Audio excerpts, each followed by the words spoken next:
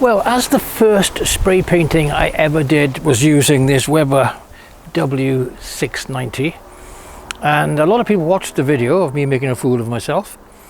I thought it's time to do now an actual light-hearted review of this unit. You can see from the gun it's had a lot of use. I've painted doors, I've varnished with it, I've painted the swimming pool, I've done fences, and I've just recently done this fence. So what I'm going to do now, I've got two panels to put another coat on. I'm just going to do that, and then I'll go into a bit more detail as to what I think of this unit. Okay, here we go.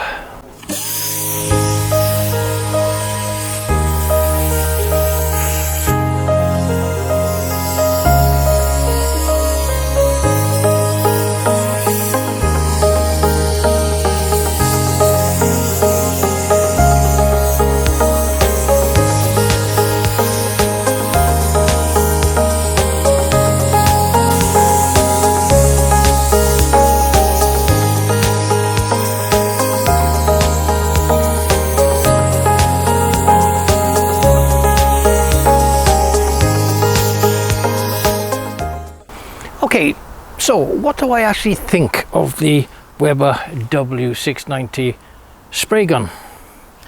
Well, I've enjoyed using it. I really have. And it's no reflection on the spray gun that I haven't used it in some occasions I thought I would, because the hassle of masking everything around it is so huge. As for its performance, you know, the first one failed after 20 minutes. This one has continued working. You can see it's pretty battle hardened here. But the gun continues to work perfectly well. But what it is, it's a matter of finding the sweet spot of the amount of air. This is set at about half at the moment. Setting the amount of paint on the gun here, which can be a bit tricky, and I do find difficulty sometimes in cutting it down enough. And this screw tends to move on its own unless you're very careful. So what I did just now probably went on a bit heavier than I would have liked, but anyway, it's covered quite nicely. But the other thing that comes into the equation is getting the dilution of the paint correct. So this is cuprinol fence paint, and it really needs to be diluted about 10%. If you don't, it starts to splutter and spatter. Although it doesn't really matter for a fence. If you're doing something more delicate, like a piece of furniture inside, it really would matter. If you turn up the air, that stops, but then you've got huge overspray and the air full of spray. So what I found is, personally, diluting quite considerably, 10, even 15%, putting the air down to half, and restricting the paint quite dramatically. That means that the spray pattern remains fairly small, well, reasonable, not too much paint in the air, not a lot of wasted paint, and the finish can be really quite good. But it's a matter of finding that sweet spot, and it seems to change day to day, temperature of the paint, etc., etc.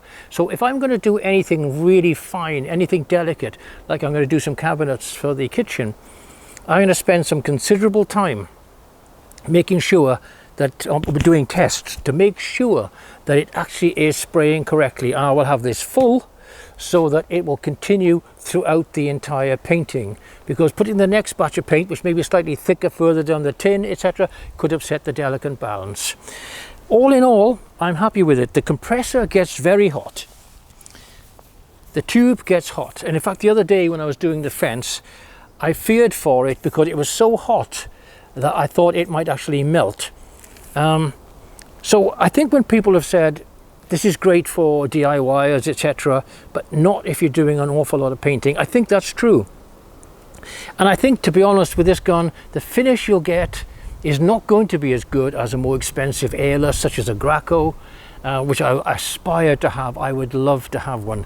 But this is what I've got at the moment, and I'm working with it, and I'm going to do a cabinet from the conservatory, which is less important, and I'll share that with you when I do it to see how good a finish I can actually get. Anyway, I hope you've enjoyed the video. If you could subscribe, it would be fantastic. I need to get to my 1,000 so I can get monetized and make some money from all these adverts appearing on my videos. Anyway, any questions or anything, just please leave your comments.